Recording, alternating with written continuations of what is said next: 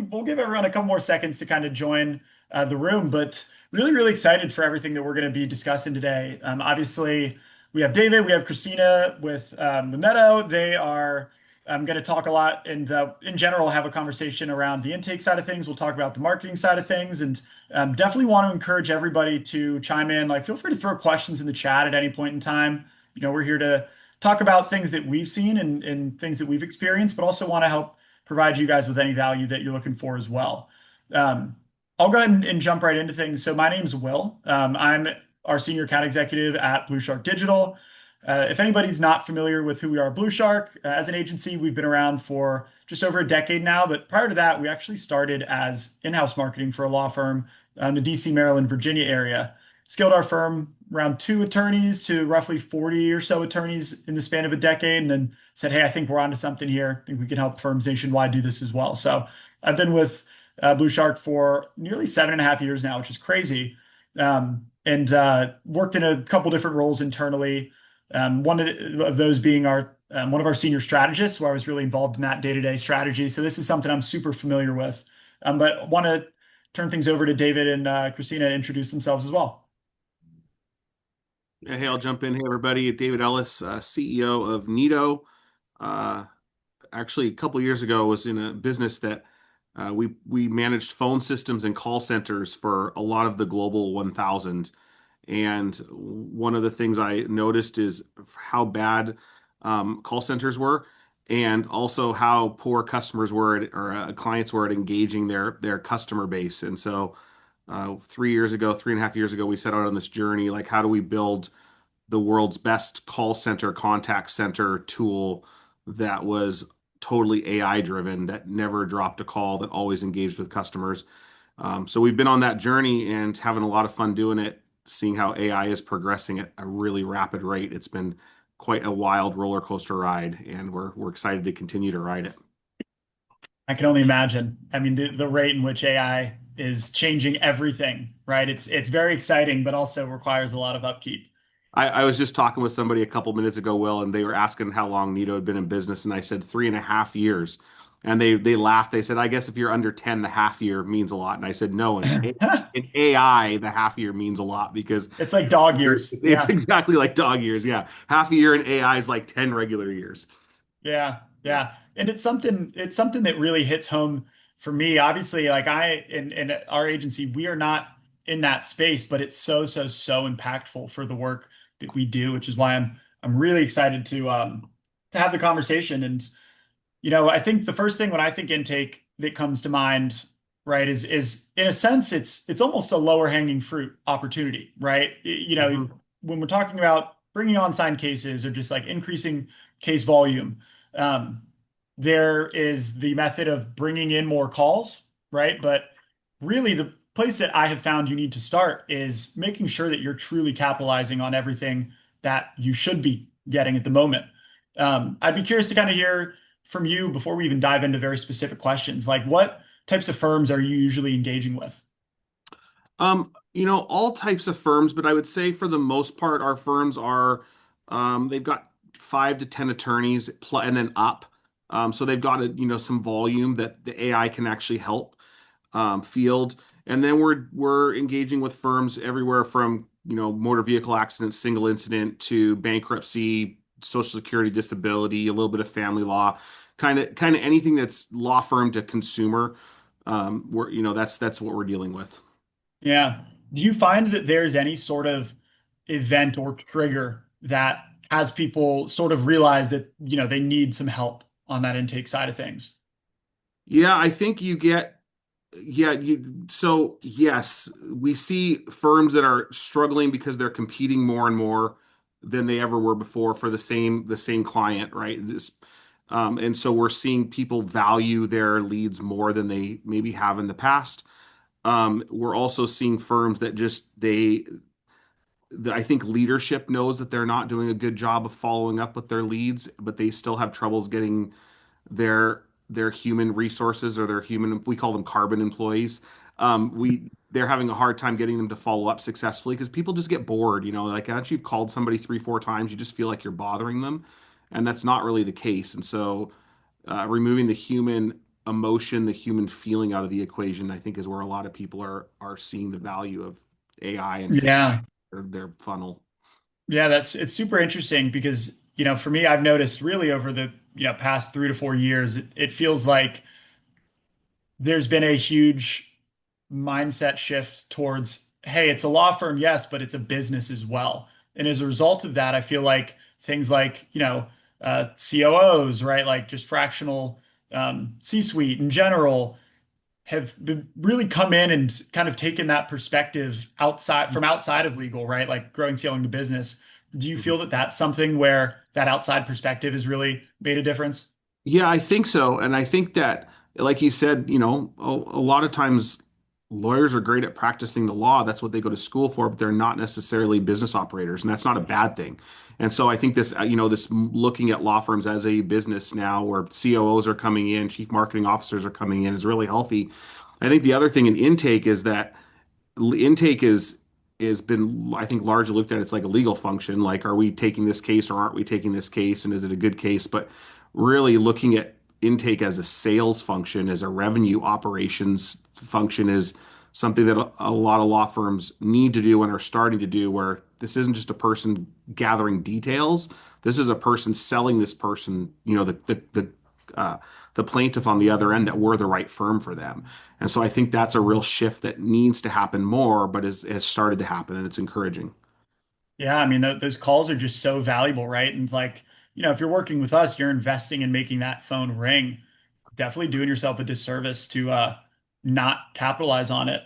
One of the things I wanted to ask you, and we talked about this for a second, just the rate of development with AI in general, Mhm. right? Obviously that landscape is changing a ton.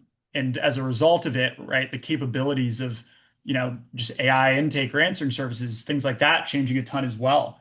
I'm curious, like, A, if there's anything that you feel differentiates you guys, but also if there's any advice that you would give to attorneys or firms that are kind of doing their research there. I'm sure it's something that can be a bit daunting if you don't have that, knowledge coming into it.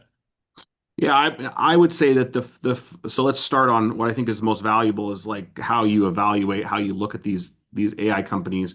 I think that firms need to be careful that they don't get caught up in a good demo, because there's a lot of demos out there that, at least especially in the voice AI space, which we're in, like the demo for 2 or 3 minutes sounds really, really good. And if you follow a script, it sounds really, really good. But as soon as you try to challenge it or get into 5 plus, 10 plus minute phone calls, the AI really can't handle it. And so really Mhm. demoing and then talking to other customers that are using it. There's a lot of AI companies out there too that they say they have a product, but if you actually dig in, they're really in beta or they've got a waiting list. So like finding companies that actually are doing this at scale, that have a book of business, that have been through the hard knocks, because there are hard knocks when you're deploying AI, and know how to handle those is really important. One of the things we find with law firms is not just law firms, it's really any company that's deploying AI, is for some reason there's this idea that you're just going to turn it on and it's going to work. And I caution people that think that way, like this is like training a new employee, but an employee that has unlimited scale. So you really have to invest in your AI deployments, because what you're developing is now replicating itself. It's repeatable over and over again. So it's worth putting time into the front end, making sure it works, it's dialed in for you, because once it's done, now it works at unlimited scale. But people don't necessarily think that way. They're thinking, oh, this should just turn on like any other piece of software. And it really Yeah. isn't like any other piece of software we've ever experienced before. Yeah, I think the whole plug and play component that you mentioned, right? That's obviously it's very easy and for people to assume that, because it's AI, right, it doesn't require any sort of involvement. But to your point, right, it's really about putting the time into it up front, the same way you would train, your employees so that you aren't having to spend 30 minutes with them every single day. Yeah. Yeah. Well, and Yeah. that's the idea, Will, is like, if what would happen if I knew that I was training this one employee and it was going to be the only employee I ever trained for the rest of my business?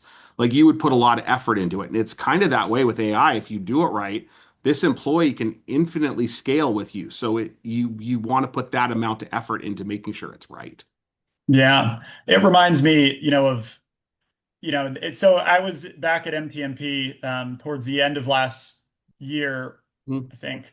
I was moderating one of the like AI solutions or two of the AI solutions panels, and so I was doing a lot of research throughout that process. And this was right around the time when Claude rolled out Cowork, and so with Cowork, right? It's something where I think a lot of people have been able to almost like dip their toes into experiencing AI.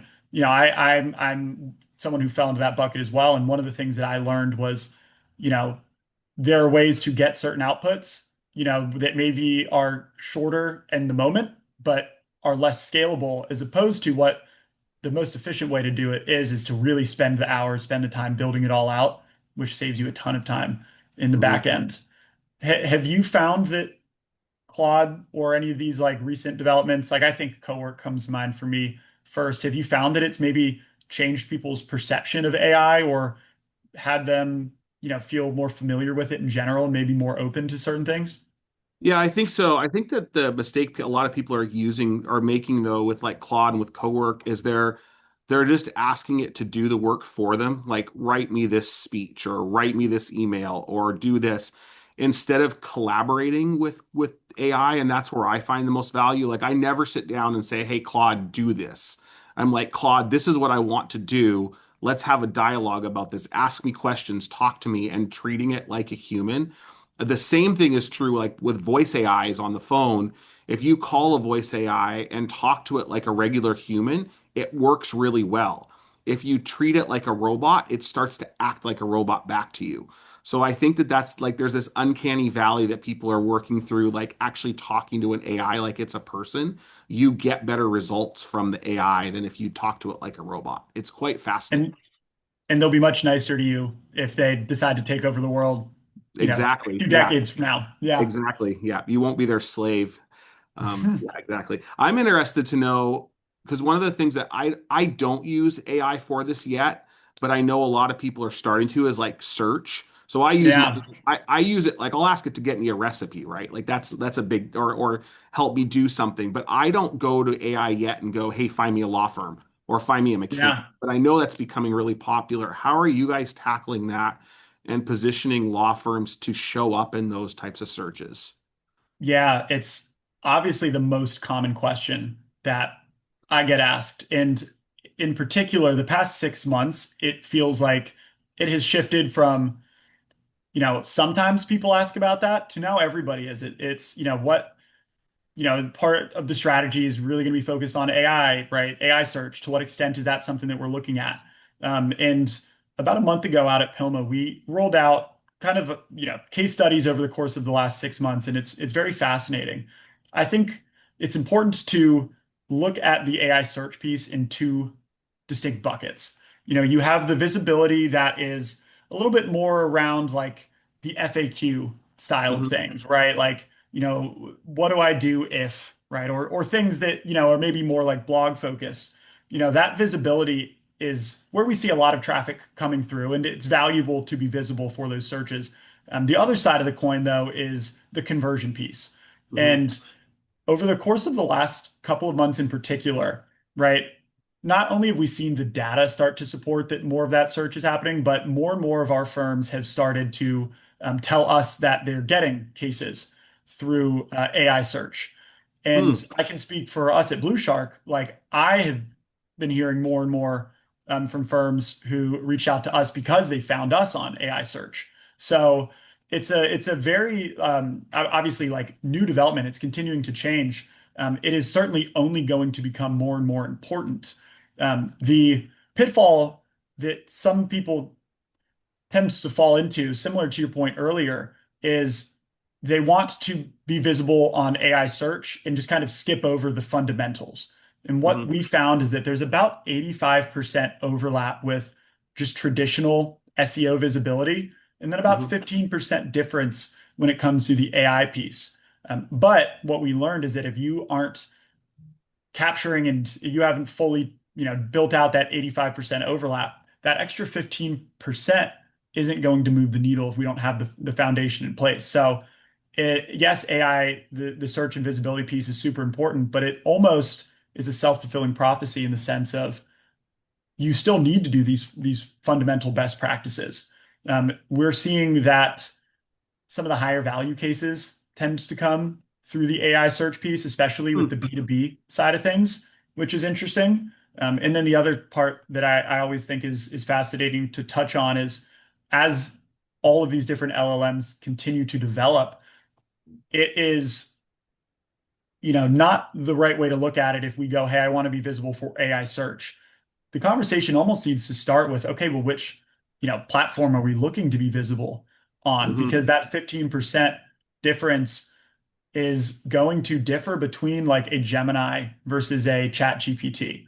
And Hmm. so it starts by really understanding where that audience is at, what we want to prioritize targeting, and then making sure that we maintain flexibility within our strategies because what's working now isn't necessarily going to be the thing that works 6 months from now. Anybody who tells you they know exactly what is going to be Right. working 6 months from now, right, is just kind of predicting. So that's something that we found to be important. And the way that we set it up is we actually have a specific like boost allocation towards AI search, which I found to be successful because it allows us to have resources to focus on the outcome, not the input that works at this current point in time, keeping that, developing and changing. But we do see still today, the overwhelming of conversions are coming through um, Google search Yeah. still. So So it's so that balance. the fundamentals are like if people are getting so much AI stuff just thrown at them, right? It's like almost hard to think that anything else exists anymore. But what I'm hearing you say is like the fundamentals are still really important. Your local business profile, your Better Business Bureau, like all those types of things that you would do that are traditional are still really important.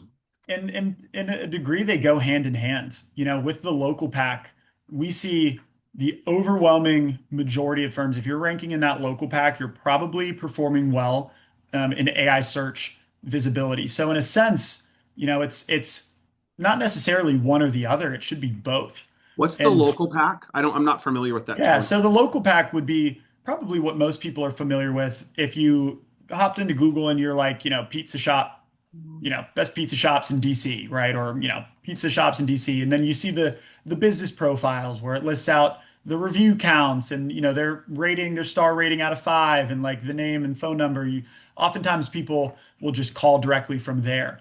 It appears higher up on the search engine results page. And as a result, right, we see a lot of the conversion come through, come through those. So that we do see, a lot of correlation there. And even the LLMs themselves, they all either directly cite Google as a source of their information or they cite a third-party data aggregator, Hmm. which itself cites Google as a source of information. So, usually if you're performing well on Google, you're doing pretty well in AI search. And then if you're in a really competitive space in a competitive market, that's where that extra 15% really becomes extremely important. Yeah, so Google's still king. Google's still king. Who's to say what things will look like, 6 months from now, a year from now? But it seems that Gemini is positioned really well.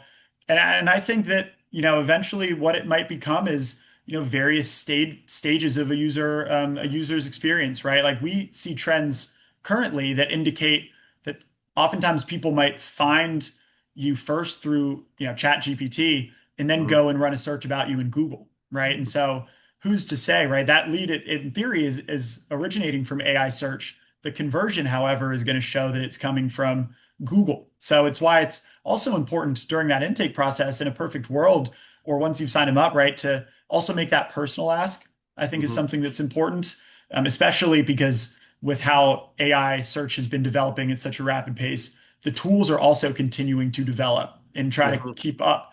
So the tracking is always getting better, but it's still not perfect.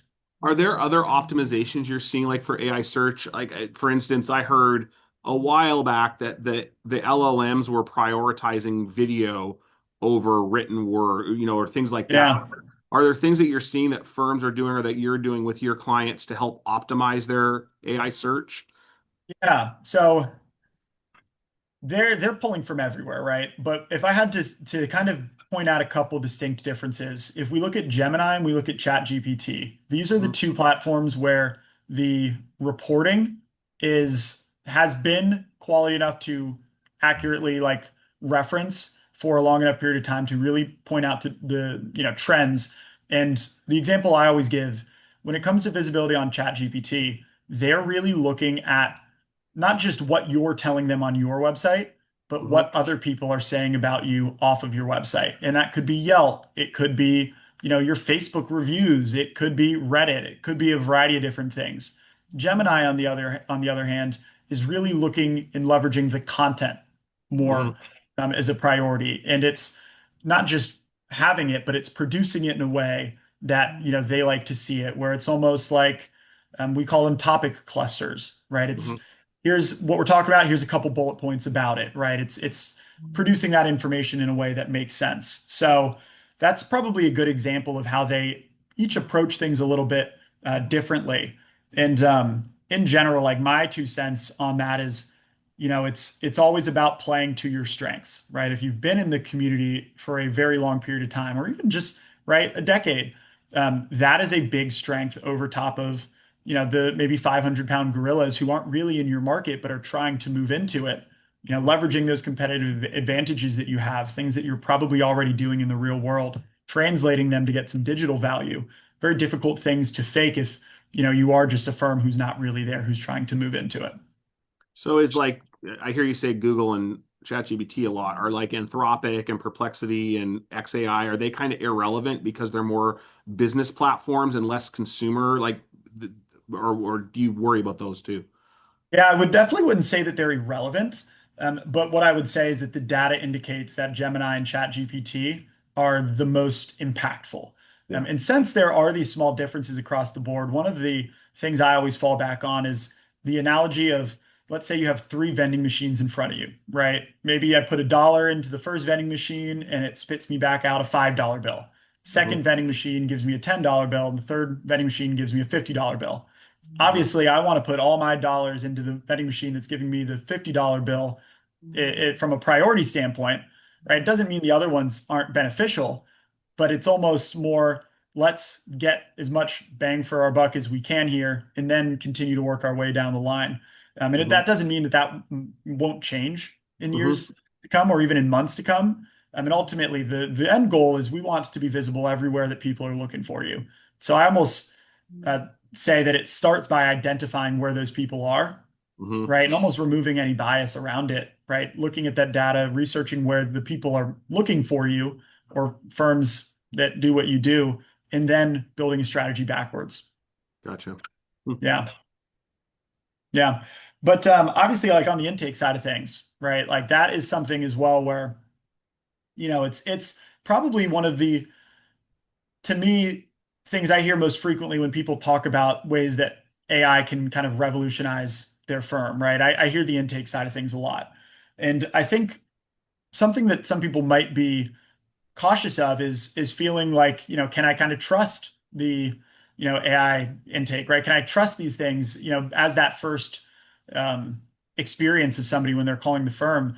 What have you heard about that? Like, how relevant is that for you, your guys' like day-to-day thought process, and where do you even maybe see it going?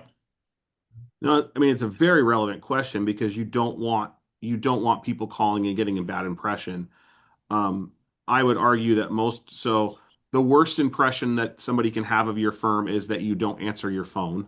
And Agreed. that happens 60-70% of the time. It just it's amazing how, and it's getting worse. It's trending, it's like red trending redder. It's not in a good situation. So the next is okay, so how do I have AI that answers the phone and actually can deliver value? Because the data shows that as long as the AI can do what the customer needs it to do, people are more than happy to talk to AI.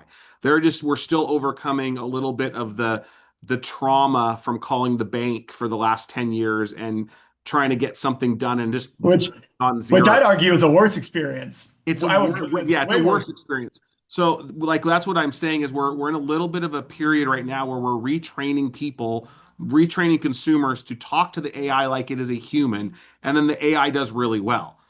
Yeah. So I think if we can get people past the first 30 seconds, usually the call goes great, right? Yeah.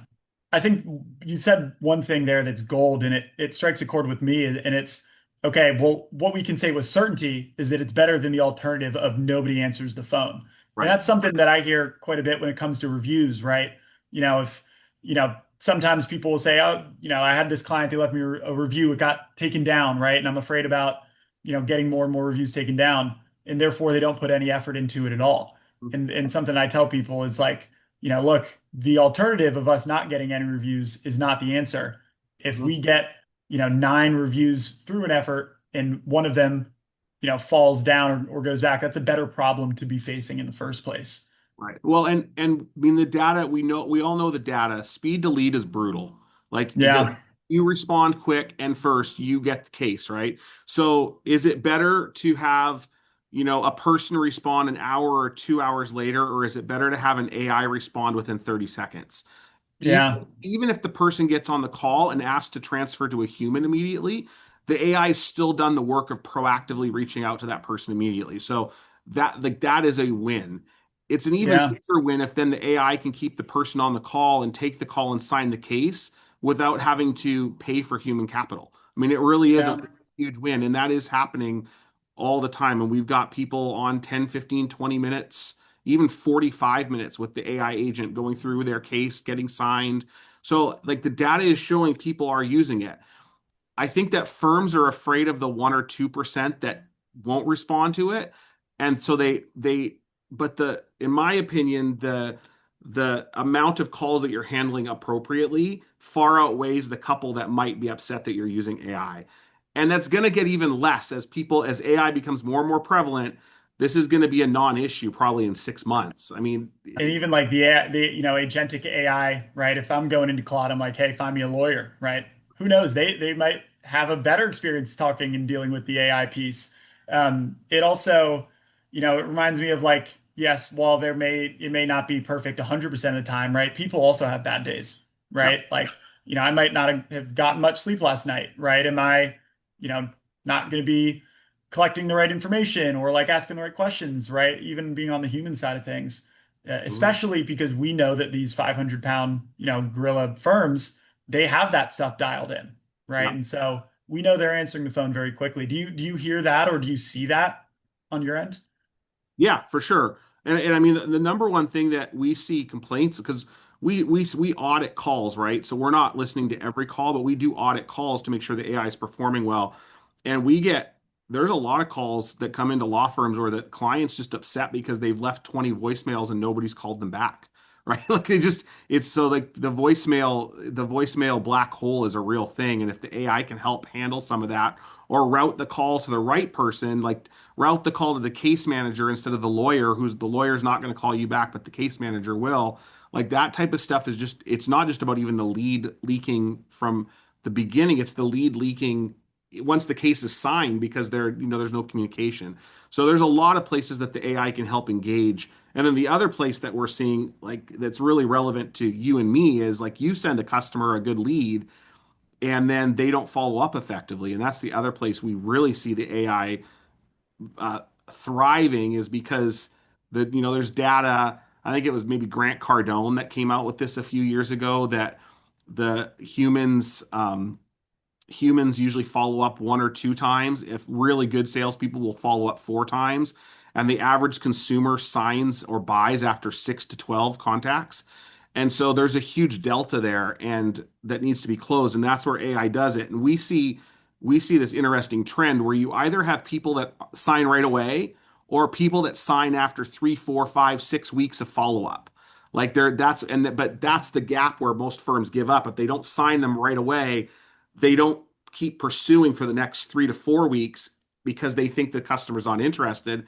And it's not that they're not interested, they're just busy, right? Yeah. And so you just got to be persistent. We call it pleasantly persistent, is the way we Hmm. like our AI to be. It has to be Yeah. persistent where you're staying in front of the person, but not so persistent that it gets annoying.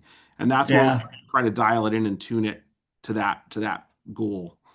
Yeah, I can give a personal story along those lines. I was at the dentist a couple months ago, and I'm sitting here. I've already talked about it um, on this webinar, right? The importance of reviews, and Hmm. not just the initial ask, but the second, third, fourth, fifth follow up. And despite the fact that I'm literally on here talking about it, I was at the dentist. They asked me to leave them a review. I was like, "Yep, of course I'll do that." Right? I know how important that is. I forgot to do it. I got back home, right? They sent me an email. I was busy or something, forgot to do it. The third time they sent it through, right? It came through. I did it, and I hadn't done it not because I was ignoring them, but simply because like life is hectic. And I Mm-hmm. think that was an interesting experience for me because I was really, on the other side of the coin, being like, yeah, I understand like why these follow-ups are important. It's not because I wasn't trying to. It's because I just needed a reminder. Mm-hmm. Yeah. Do you find that like where do you find that most of the firms that you work with before coming to you were kind of losing people in the intake process? Do you find that it's like between generating the lead and signing a case, or do you find that it's somewhere else in the process? I think most firms generally do a pretty good job on hours. I think it's a lot of the after hours stuff that we see a lot of the value recouped. So somebody calls in at 2 in the morning or fills out a form at 2 in the morning, and you reach out to them right away with a good experience um, that can actually sign the case. That's a good experience. So that's where we're seeing. Yeah. I think the secret sauce for really getting value right now, like if you want the biggest ROI, the biggest bang for your buck, to use a bunch of expressions, is in the chasing and the follow up. That's where we see Yeah. most firms losing most of their value. Is they just three, two, three, four times, and then they're done. We've seen firms send stuff to us after they've tried 4 times. We reach out to them for the next month, and we're signing over 5% of those cases that they just would have given up on. Wow. That's a Yeah, which lot. That's is a lot of money, right? And so valuable cases as well. Yeah. valuable cases, yeah. And so we have the data to prove that it works. It's just you've got to get over the fact that you're bothering customers because some of them they will and they'll tell you, but there's a lot of them that you just have to catch them when it's convenient and you got to make it easy. Yeah. So, And look what in sales, right? They say, the second best answer is no, right? Even that there's value in it. You said something about the after hours thing. That is a huge part from a marketing standpoint, because for us, when we talk about that Google Business Profile, there's a lot of value in being able to say that we have the ability to take calls 24/7. If someone's running a search at 2 a.m. and you don't have the ability to do that, and Google doesn't know that you have the ability, right? They're not going to show you. They're going to show preference to people who they know are. And so it's definitely something that's important to explore. Do you find that any firms that work with you, do they use you exclusively for after hours? Is that a thing? yeah, and that's where we encourage our customers to start with after hours and overflow. Like we're not going out telling firms, fire your whole intake, get rid of your receptionist, because quite frankly, we don't the AI is really good, but it still is not it's not a human yet. It's better than some humans, but it's not as good as your best humans, right? I always have to be careful how I answer this question so I don't make everybody mad at me. But we think overflow and after hours is the best place for it. Because I think back to your question you asked 2 questions ago where we see most firms losing stuff, and I didn't get to answer this part of it, is firms leave people on hold for way too long. Like Yeah. when you're on hold for a minute, it seems like an eternity. And so we're a big fan. Like if you can answer a call within 15, 20, 30 seconds, you win. And so that's the other place. Like people would rather just talk to the AI than wait on an eternal hold. So having it ring to the human first, if the humans are all busy, immediately ring to AI so somebody picks up. That's the other place is just when people are on hold for a long time, they just go away and it's as bad. It may be worse than not answering at all, you know? Argue it is because you're sitting there, you're wondering how long am I going to be stuck hearing this phone ring, right? Having some clarity behind that is something that's obviously super important. And the part that I really agree with you on with the intake side of things is, just because you think intake is strong doesn't mean that it is. And even Mhm. if it is strong, it doesn't mean it couldn't be better. Right. Um, if I put myself in the shoes of the firm owner, it's also an opportunity for, if I'm in those shoes to be able to free up the other most important resource that I have, which is my time, right? And Mhm. do you want to be taking those calls at 8, 9 p.m., even if you can, right? Right. Is that giving you the freedom that you're even looking for? Yeah. Um, And the do great you, thing about the AI is it's intuitive enough to go like if yeah, that's one of those cases that one that you want to answer or talk to, The AI will transfer it. If you get that big commercial policy with death, with death involved and what it'll go, hey, I'm gonna get you on the phone with somebody right away, and it'll just You just transfer. skipped the line. You Yeah. can skip the Yeah. line. It's intuitive enough, so it's not all or nothing with AI. It Yeah. can make those decisions for you. I think that's something I'm sure most people and a lot of the people listening here have experienced if they've played around with even a Claude cowork at all, Mhm. right? Simply asking it, hey, what other information am I not providing you with that's going to help you produce a better output, right? And it tells you stuff and it really helps with the brainstorming um, side of things. Well, one thing that I've heard, and I really felt this at MTMP, you're seeing lots of like vendors pop up in the AI space, right? And Mhm. in a way that marketing can be a buzzword, AI can be a buzzword as well. Um, what are some of the questions that you have found people should be asking? I know we talked about, the demo side of things and something that they might want to vet, but what questions should people be asking before they Well, engage? yeah. So when you say you're an AI company, I just get kind of annoyed because that's like we don't say we're an AI company. We say we're an engagement company. We engage, Yeah. right? That's what we do. Oh, and we deliver on that by using AI. So I think people need to stop like going up and going, "Oh, yeah, we do AI." They need to go, "Well, no, what do you deliver for me?" And I understand you're using AI to do it, but tell me what business problem you're solving for me. And Hmm. so that we need to stop saying like we use AI. It's such a vague statement. It means nothing. So that's my soapbox for the day. Like quit saying No, that's you use funny. AI. Tell me what you do with AI. That's what I really want to know. And it makes Um, sense because if you're a firm, right, you probably utilize, even if it's not like non-forward facing AI, right, like tools within the firm. yeah. You're not saying, hey, I'm an AI firm, right? You're saying, no, I'm a law firm, right? And I use tools to do that. So, Yeah, the other thing I would say is that I think that, I was actually in my past life, I was a big Microsoft proponent. And Microsoft was like a big suite of services, right? You would sacrifice maybe having best in class because everything was in one ecosystem and that worked. I really think that AI kind of kills best in class, kills suite of services because AI is moving so fast, you really want best of class for everything. So I think that looking at tools that lock you into their ecosystem and don't let you bring in things and attach it to it is a scary place to be. And, that comment will make some people really upset, but it is true. You want to be able to adapt and move quickly in this world that we're in AI, and there is a bit of trying to lock people into a complete ecosystem.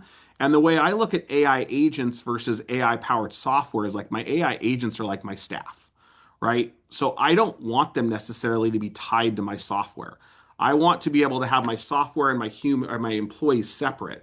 And that's the philosophy that Neto has taken is we provide the employees that talk to your customers and they'll interact with any software you need.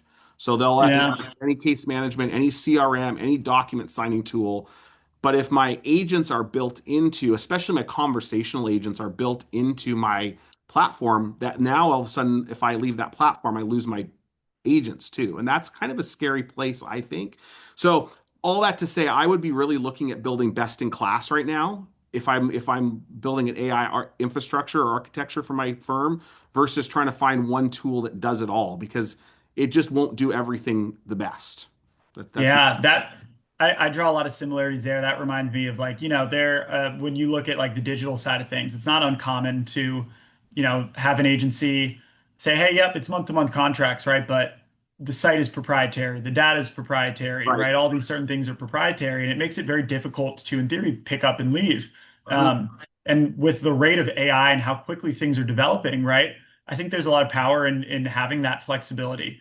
I think it's really cool that you guys do that. It's definitely like a differentiating factor there. Have you seen any trends like within the space that you've been surprised about, or even trends within like the way that firms are kind of starting to think about things? I think the trend that I'm seeing actually right now is I think there's a lot of AI fatigue.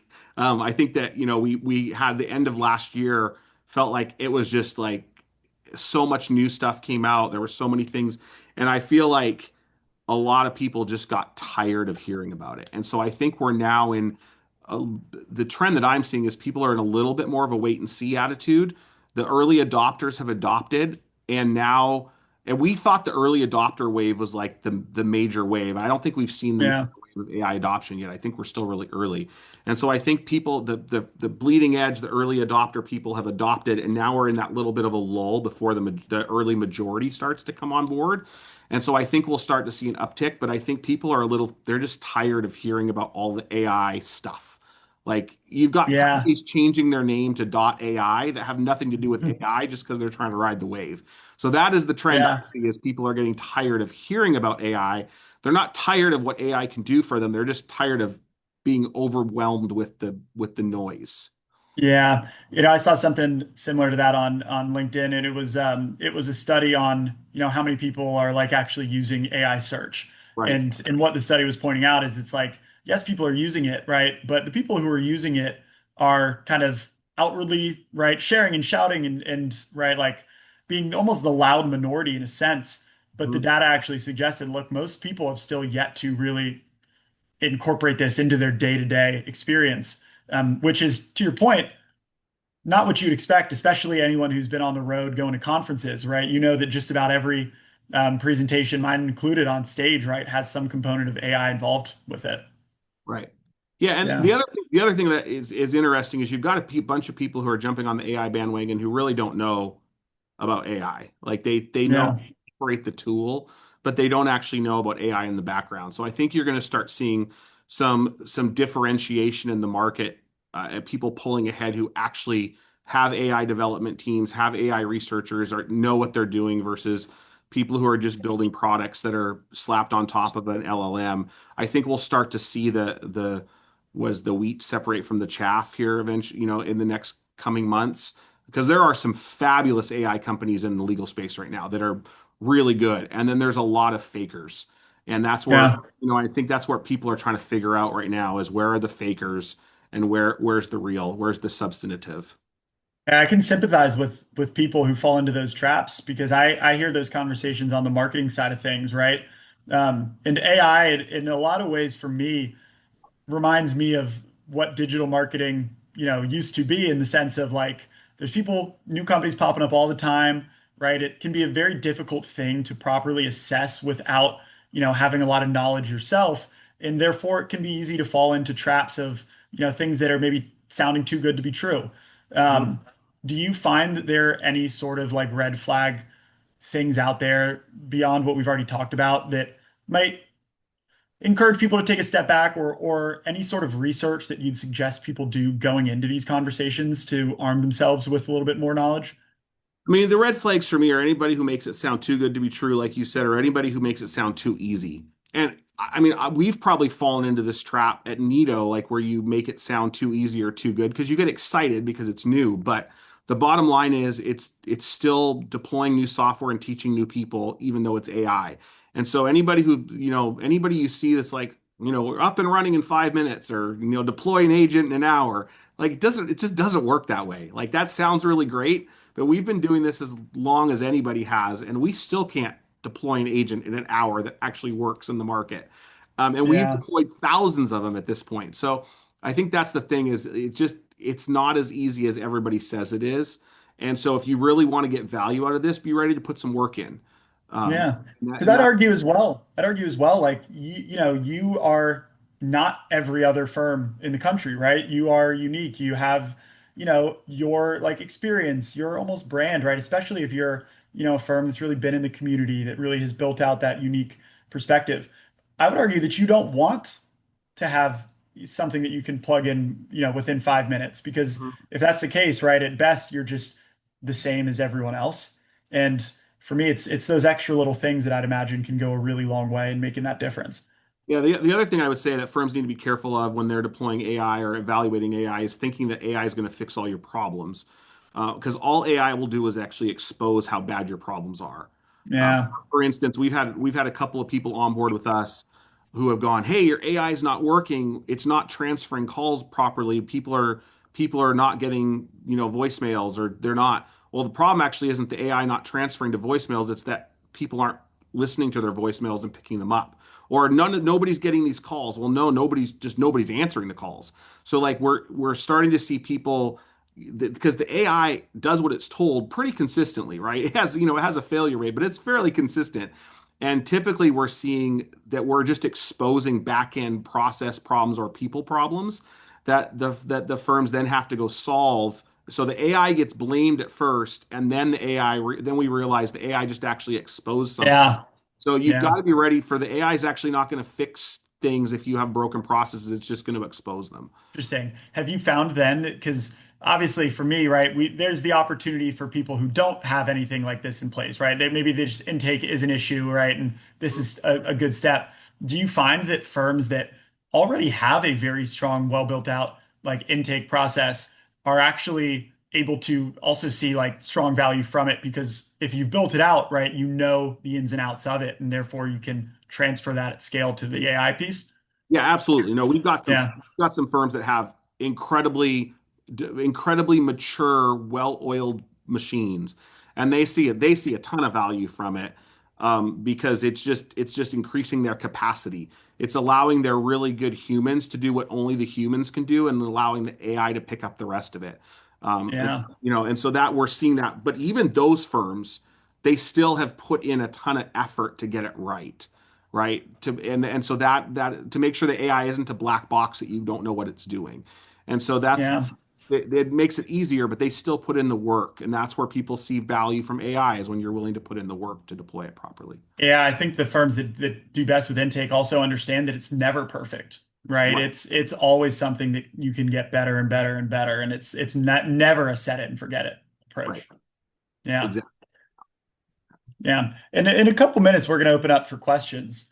I know that one of the questions that I've been getting a little bit more recently, and something that I always find to be like an important thing, and I'd be curious to hear your thoughts on this as well, right? Is like, what are just some easy ways to like get started, right? To like start things that you can do on your own, whether or not it's with an agency. One thing that's a question I get asked very frequently with the AI search piece. And the place that I always tell people to start is by understanding your strengths, right? What makes you different? And take care of the low-hanging fruit, right? That's easy in concept, but not necessarily as easy in, um, when actually done. And I think like reviews, it's the biggest Mhm. thing out there, whether you're with an agency or not with an agency, right? Reviews is something that you can use to differentiate yourself, right? It's capitalizing on that. It's understanding what you know, competitive advantages you have. Are you a firm that's been around for, many, many years in the space, right? If you are not a firm that does a ton of volume, right? Mhm.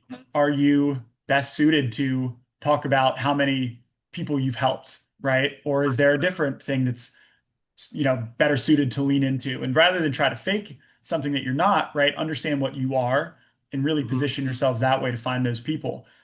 Does anything come to mind on your end that might fit into a category like that? Or like a easy, like low-hanging fruit thing that people can start with? I think that the if you want to set yourself up for AI success, I think evaluating your processes and simplifying your processes before you bring AI in is really important.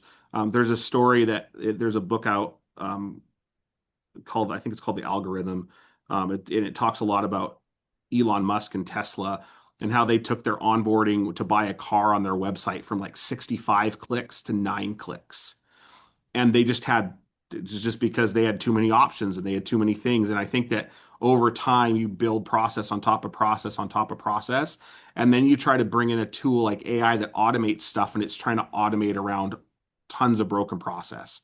So I think, Yeah, and then you're trying to make the AI just function in dysfunction. So I think that AI, the strength of firms right now is going to be in how do we optimize our processes so that we're not building these tools that are exponentially efficient and scalable to be scaling broken, right? It's like yeah, it yeah, just doesn't make sense. And so it's that's what I would say is the most important thing right now is just like start looking at your systems and your processes and simplifying them. Cut out the stuff that because now you're just making the AI try to do stuff that it just doesn't need to do. All right. And so, yeah, yeah.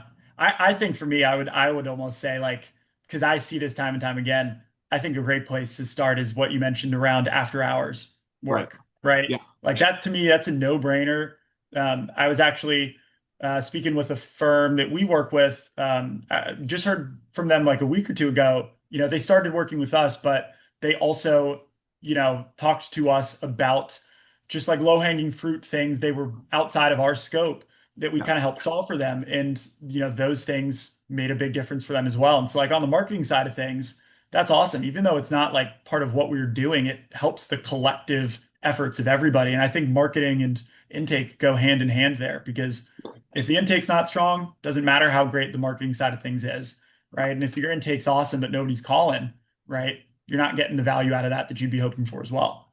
Yeah, no, if I'm picking one place to start with AI, and sorry if I answered your question more complexly than you wanted me to, but the I mean, following up on leads, chasing leads. Yeah, It's like true, true. there's very little process in. We get a lead in, we call them 1,000 times until they tell us to go away, right? That's just there's not a lot of systematizing or processing. It's making a phone call, sending a text message. So that's where I think that firms can get the most value out of AI right now. Really simple. Yeah, Just start having it be proactively following up with leads because it makes the leads that you're providing well more valuable, right? Like that just does. And there's only so many leads to go around. So take care of the ones that you have and just yeah, call them enough times. Get them on the phone. Get them to say no. Like that's a good answer too. But yeah. Second best answer. And look, if ambiguity is the bad thing. yeah, if I ask you about your system and you can't tell me exactly what that system is in detail, you don't have a system, right? Right. And so, even if you do it every now and again, if it's not consistent, right, you're dropping the ball there. Hmm. Because I agree that both of those things are so important to the extent where on our end, for some of the partners that we have, one of the things that we do is we secret shop them, right, monthly Hmm. or quarterly, and we pretend to be a client, right? We see what that intake experience is like, and we Yeah. found many examples of people who swear the intake is perfect.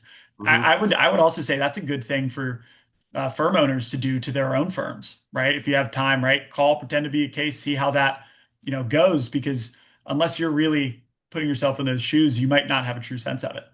Yeah, for Yeah. sure. Well, we got 5 minutes left. I saw we had one or two questions come in already. It's the last call for people to ask any more if they've got them. Um, the first question, this is a little bit more focused on you guys, and it's kind of talking about or asking whether or not people should look at like an AI chat intake service as a place to start, whether it should be that versus the phone, both. I don't know if you have any thoughts there. Um, I think both. I think having AI chat on your website's important. I I can only go from personal experience. I don't go and use a lot of chats on websites Yeah. because I inherently think they've been useless over the years. And so we do webs, chat, and it works well for some firms. But I think the phone calling is the place. Like law firms are still very, especially single incident. They're still very phone heavy. And so I think that tackling that is the most important place to start right now. Yeah, I would agree. I would agree. It's also it's where you have I would say the most buy-in. That maybe that's just like my personal um thoughts there, but that is such a valuable, especially right, people who are investing very heavily in pay-per-click or just paid ads in general, right? We are literally paying for this phone to ring right now, right? We're doing Hmm. ourselves a disservice by not having that. The other question in here is about ads on ChatGPT, which is an interesting question as well. For anyone who's not aware, ChatGPT started rolling out paid ads, which is a whole other conversation around having that become a part of like the AI search experience. But it's something we started testing on our end. Initially, when they rolled it out, they were asking for like a monumental commitment of spend, right? Like something that was just a crazy amount to even want to do. They're starting to roll it back and kind of make it more accessible. And so we're testing it out. But to answer that question specifically, I think it goes back to that vending machine analogy, right? Hmm. Step one is to really invest where we know it's going to be impactful now, right? Where we know there's proven value. Depending on how much, discretionary investment we have, right? Things like ChatGPT ads, that's a great example of something that, might be the cherry on top, right? It can make sense to try it, test it, track it. There's power in even being able to cross it off the list and saying, hey, it's not going to work super well for us. But Hmm. I see people fall trapped to the shiny object syndrome with things like this.